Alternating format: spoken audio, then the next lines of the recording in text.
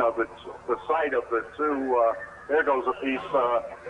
So the authorities are clearing the area around. We still have pieces of debris coming down. Not a lot, but every few moments, another piece of debris, looks like aluminum siding, comes flying down from the scene of the two fires. Boy, again, the tower on the right of your screen seems to be fire seems to be dying down a little bit, but the fire to the left of your screen still heavy, thick, black smoke spewing out. We're just told now, we received words that the Lincoln Tunnel and the Holland Tunnel are both closed. So, just as an aftermath of this terrorist act, terrible terrorist act, the ones I suppose we feared for the longest time, there is no service in or out of any of the airports. The Lincoln and the Holland tunnels are both closed. There is no subway service at all through downtown Manhattan. The 1, 2, 3, 9, N, or any plane that goes near, any train rather, that goes near the World Trade Center has been discontinued. That as a result of what you see right there. Planes, two of them, one just minutes apart, one into one tower of the World Trade Center, the other into the other tower, causing devastation on the top floors of those buildings. It wouldn't surprise me, Jim, even though right now we just have a tentative shutdown of the subway system, if indeed the mayor or authorities shut down transit, just given the fact that there may be threats or a potential problem securing all of the major thoroughfares and tunnels throughout the city, simply out of precaution. I would imagine that they might consider doing that over the next short term. If there were two, there may be more. You couldn't be too careful at this point. I understand we have another eyewitness to the catastrophe. Shaniqua, are you there? Yes. Can you tell me what you saw and heard, please? Okay, my grandmother's friend, she came upstairs and told us that they was bombing the Twin Towers. So me and my grandfather, we looked out the window and we actually saw the airplane crash into the second tower. Vivequa, could you do me a favor, please? Could you turn your television, set the sound down? Okay. Maybe we're having trouble hearing you. Perhaps that's the cause. Is that good enough? Tell us again, if you would. I'm not sure we quite hear you well enough. Okay, my grandmother's friend, she came upstairs and she was telling us how they was bombing the tower. So me and my grandfather decided to look out the window and actually saw the second plane crash into the second tower. We thought it was an airplane, but we not, you know, because we wasn't too actually sure what type of airplane it was, but we know it was an airplane. And we heard the explosion and saw the fire. All right.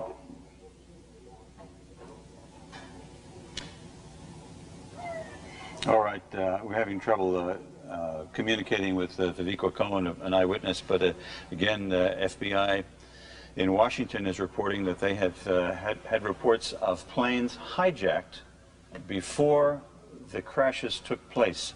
So one would suspect, one would believe that the FBI was investigating hijacked planes when those planes were diverted smack into the World Trade Center, both towers. I'm told also that Mayor Giuliani is preparing to hold a news conference about the disaster. As soon as that happens, of course, we will bring it to you live. Dave? We might imagine, given that it's primary day, that the governor himself may also be in New York City on this date. Given the importance of the day municipally. Well, if he isn't, I'm sure he's on his way. One would hope that absolutely that he's not anywhere near that World Trade Center office. Ollie, anything new from your vantage point? No, Jim, except that emergency vehicles are finding it difficult to get through, not only because of the crowds, but because of the pileup of emergency vehicles. As you know, we're at the south end of City Hall Park, and everything is pretty much frozen here, even though I have not seen ambulances come out of the scene. I've seen them go in. Hopefully that's a sign that there are not too many casualties as a result of this. Thank you, Ollie. Jim, do we have word, have they evacuated other landmark buildings like the Empire State Building, the Statue of Liberty, etc.? Do we know? We have no word on that yet.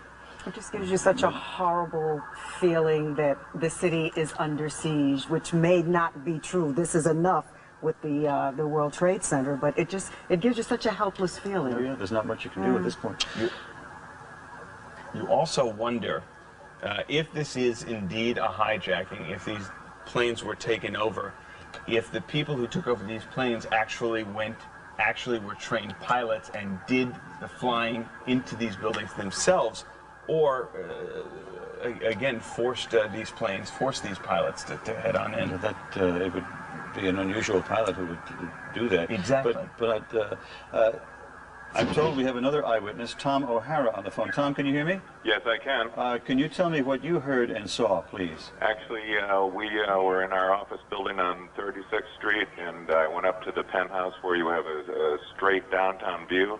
We saw the northwest tower on fire, and we saw either a slow-moving airplane go down, wrap around the tower, and then slam into the south tower in a ball of flames.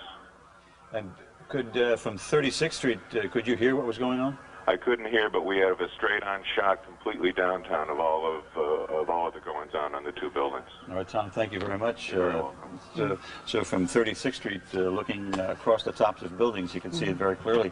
We're told now that, in response to your point, Dave, that the city has shut down every place in and out of Manhattan. All the bridges, all the tunnels are closed. And again, all three airports are closed. So as a result of this this double-barreled terrorist attack on the World Trade Center, the city has shut down the Holland Tunnel, the Lincoln Tunnel, the George Washington Bridge. Every way in and out of Manhattan is closed. And I presume that would be from, I'm sorry, and the East River crossings as well. We are also told that the phone service in the building, we are having a problem with the phone service. The phones don't work.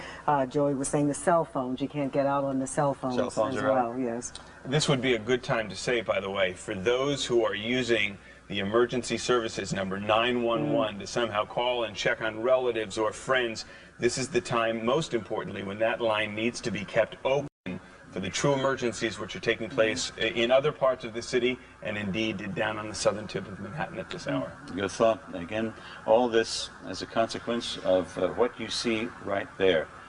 Recapping for you shortly before 9 o'clock and then shortly before after 9 o'clock, a plane apparently deliberately crashed into the upper floors of first one tower of the World Trade Center, then, as we were watching in horror, another tower of the World Trade Center.